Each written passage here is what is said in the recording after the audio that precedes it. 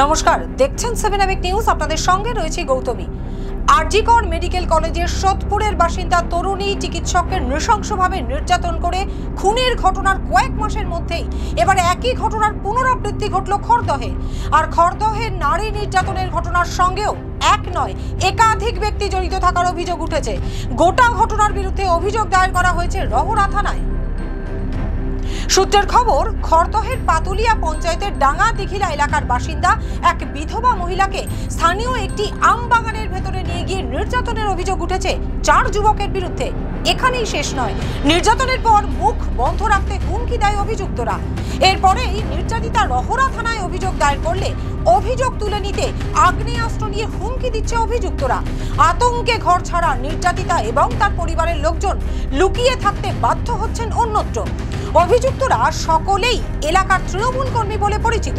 তাদের কঠোর শাস্তির দাবি জানানোর পাশাপাশি ঘটনায় জড়িতদের বিরুদ্ধে বিস্ফোরক অভিযোগ তুলে নির্যাতিতা কি জানালেন, শুনুন। রাত্রেবেলা আমি এখানে আমাকে একটা 1 বস্তা সিমেন্ট দিতে চেয়েছিল। আমি সেই সিমেন্টটা আনতে যাচ্ছিলাম ওদের পাশের বাড়িতে। ওখানে গিয়ে আনতে গিয়ে ওখানে ওরা 4 জন মিলে আসে, এসে আমাকে চারপাশ দিয়ে ঘিরে ধরে। তা আমার সঙ্গে যে ছিল তাকে অনেক মারধর করে ওকে তাড়িয়ে দেয়। তাড়িয়ে দিয়ে ওরা 4 জন মিলে আমার কাছে বলে আমাকে তোমরা খুশি করো। তা আমি বলছি কী দিয়ে করবো বলে, কত টাকা চাই বলতে আমি টাকার কথা বলে ওরা বললো আমার টাকা লাগবে না, আমার ঘরে 2টো মেয়ে আছে, মেয়ে দুটোকে আমাদের কাছে দাও। তা আমি বলছি না, আমার মেয়ে দুটোকে তোমাদের কাছে আমি দেবো না। আমি ওদের অনেক হাতে পায়ে ধরেছি, ওদের অনেক অনুরোধ করেছি, অনেক কী করেছি, ওরা কিছুই শোনেনি, ওরা কিছুই করছে না। না করার পর তারা ওরা 4 জনে মিলে আমাকে ওই একটা জঙ্গল আছে, জঙ্গলের দিকে নিয়ে গিয়ে ওরা আমার সাথে করে তারপরে এই করে আবার যাওয়ার সময় আমাকে করে যায়, হুমকি দিয়ে যায়, যদি তুই থানায় যাস বা কোনো জায়গায় যাস তাহলে তোর ছোটো বাচ্চাটা আছে, ছেলেটা আছে, ওদের মেরে দেবো, ওদের নিয়ে যাবো। দিদি, এই যে ঘটনা ঘটছে আপনি আতঙ্কিত? হ্যাঁ, আমি খুব আতঙ্কিত স্যার। আমি জানিয়েছি, থানায় জানিয়েছি। ওরা 2 জনকে ধরে নিয়ে গেছিল, 2 জনকে ধরে নিয়ে গিয়ে ওরা এই করেছিল করে। আর 2 জন ধরা পড়েনি। আজকে শুনলাম সকালবেলা, খোঁজ নিলাম ওদের একজনের নাম আকবর, একজনের নাম কি করে।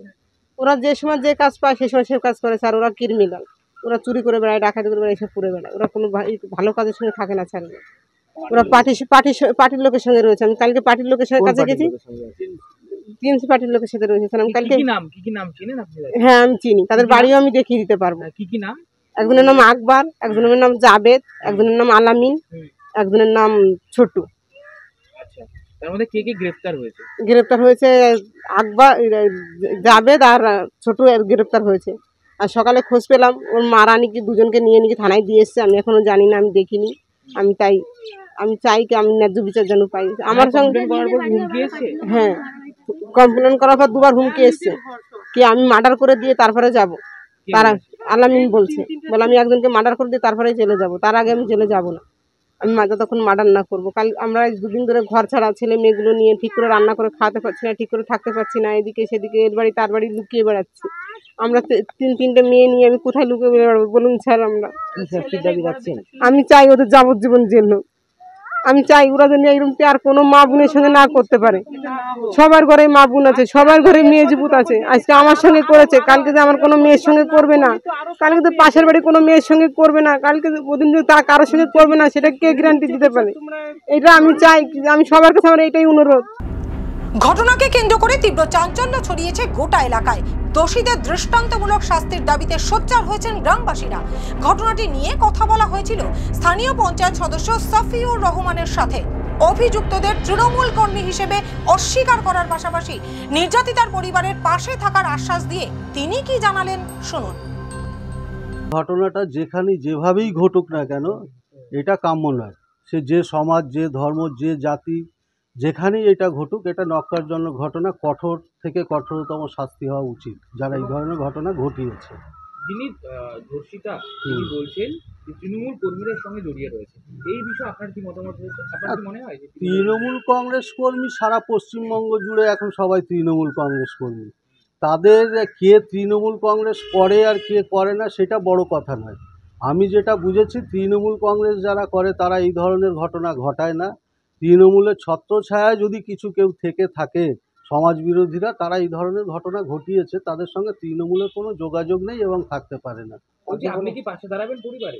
হ্যাঁ, অবশ্যই। যাদের ওই পরিবার বলে নয়, শুধু আমার এলাকায় বা পাতুলিয়া পঞ্চায়েত এলাকায় যদি এই ধরনের কোনো ঘটনা ঘটে থাকে বা ঘটে, তাহলে তাদের কাছে সম্পূর্ণ সহযোগিতা এবং আমার যা যা করণীয় আছে সেটা আমার তরফ থেকে যতটুকু পারবো আমি চেষ্টা করব তাদের পাশে দাঁড়িয়ে করা। আমি এটা চাই প্রশাসনের পক্ষ থেকে কঠোর থেকে কঠোরতম শাস্তির আমি দাবি জানাচ্ছি।